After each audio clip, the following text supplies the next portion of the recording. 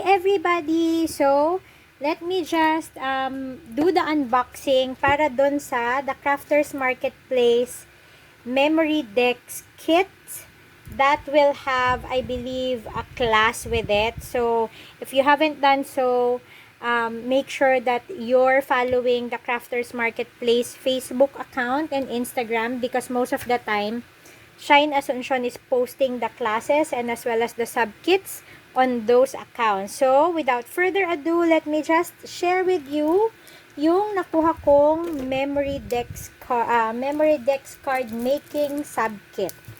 Alright, so meron tayong premium pack of different color papers. So, there. So, ito yung nakuha ko. Makapal siya. This is IFEX, International Fine Paper Exchange. Let me see if meron ba dito. Yeah, I can't see if this has all of the same GSM, but I think thick yung papers niya. Okay?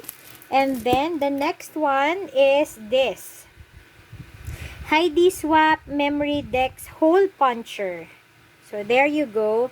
This is what you can make for this particular puncher. So, you can make your Memorydex card and punch, you know, yung hole dito sa ilalim. And then, I have received the Stitch Journals by Craft Smart.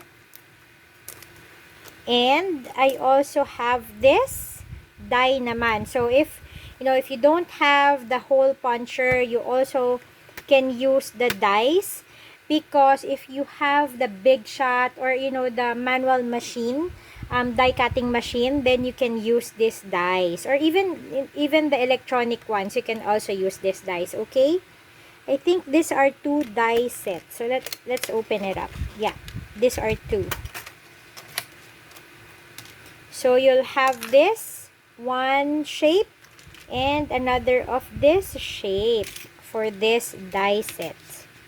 Okay, so let me just bring it back here.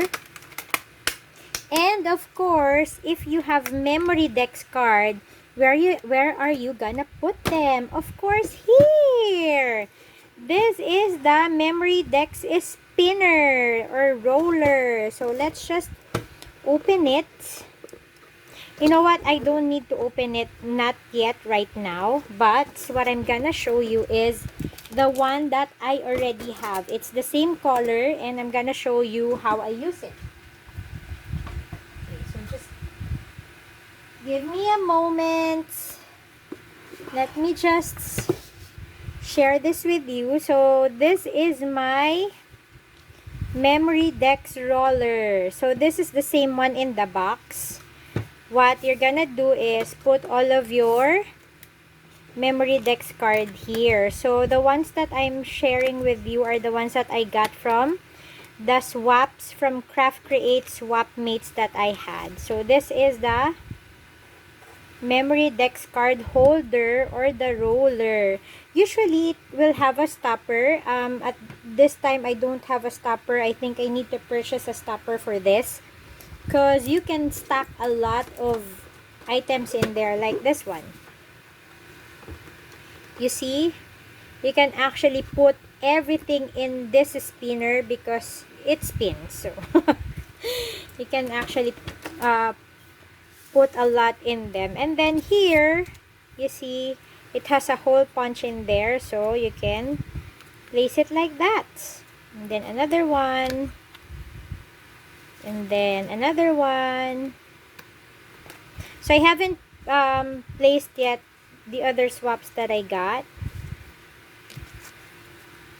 But there, since most of these are 3D made, so as you can see, medyo napupuno na siya. But this is how you use them and put them together.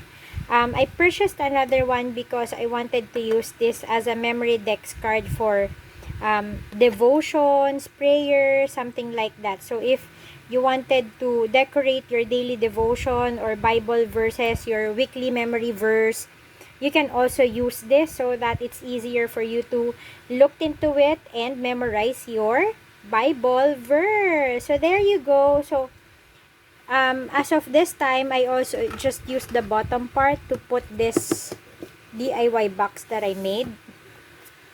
And this box contains some of my knickknacks. There. Since I've already shown it, I might as well show you what's inside. So there you go. It fits right there and fits perfectly with the color. So there you go, guys. I hope, thank you for joining me on this video. I hope I was able to share with you what a Memorydex roller actually does and what you can do with your Memorydex card.